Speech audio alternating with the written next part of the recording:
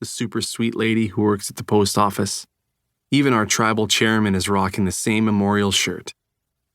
The referee blows his whistle and hands the ball to Kevin, our center. He towers over almost everyone else on the court. He looks frantic, waiting for his teammates as they fight to get open. Our point guard, Mason, the scariest dude at our school, shakes his defender and catches the pass at half court, then races to the basket. A cloud of defenders surrounds him. He comes spinning out of the group and banks in a layup. The crowd erupts, cheering, whistling, holding cell phones in the air. I look at Wes's phone screen. He's recording our players as they throw their arms into the air like boisterous preachers, summoning the crowd support. The Bemidji High School players cup their hands to their ears, hoping it's going to help them hear better. Their coach is yelling, but the players are shaking their heads in confusion. The inbounding player panics and throws a long pass that flies out of bounds. My dad grabs me by the shoulders and shakes me like a rag doll. This is by far the happiest he has been since we lost Jaxon. It warms my heart seeing him feel this good again, seeing him happy, his pain forgotten, even for a little while.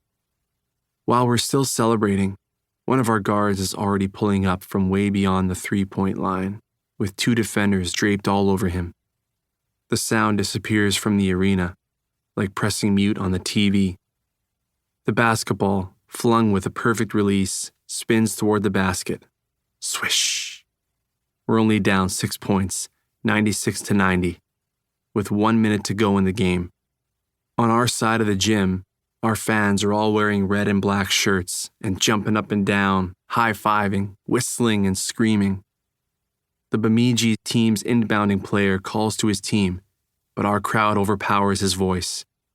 "Come on, guys. Win this one for Jaxon," I say through clenched teeth. Nate hears me and pats me on the back. Bemidji's inbounding player throws a high, desperate pass across the court, but it flies out of bounds. A referee signals that it's our ball. Me and my boys exchange overly excited high fives that leave a sting. Someone behind me war whoops. The singers from our local drum group pound on their hand drums. Bemidji's players look to our side of the gym. They shake their heads. One of them looks pissed, his face scrunched in disgust. But our crowd eats it up. A bunch of our fans in the front row give the middle finger to the Bemidji student section across the court. They're wearing fake war bonnets that they probably got off of Amazon or some shit.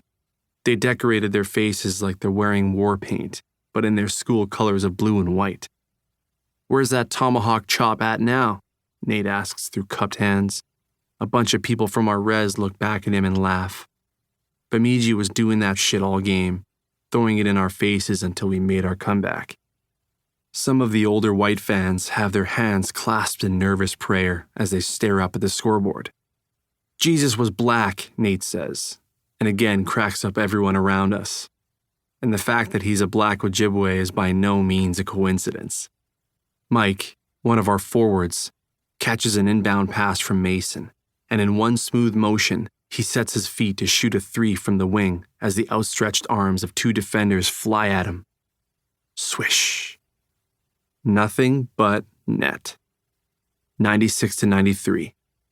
Bemidji's players spread out across the court, passing the ball to each other. They're not trying to score or make a mistake. They are trying to run the timeout until the game ends. Desperate to stop the clock, Mason fouls one of the Bemidji players on purpose. He knocks down his first free throw. 97-93. We are down by 4 with 20 seconds to go. Warriors players gesture to the crowd to amp it up. We stomp our feet into the stands, scream at the sky. Right as the Bemidji player is releasing his second shot, I yell out, "Miss it!" He barely draws iron on his free throw.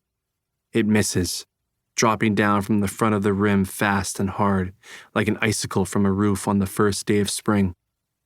Mason blazes down the court, and without the slightest hesitation, launches a three from NBA range. It sinks right through the net. Bemidji calls their last timeout with 7 seconds left on the clock and the score at 97-96. I glance over at Nate and Wes. They're both shaking their heads in utter disbelief. Our school has never beaten Bemidji before.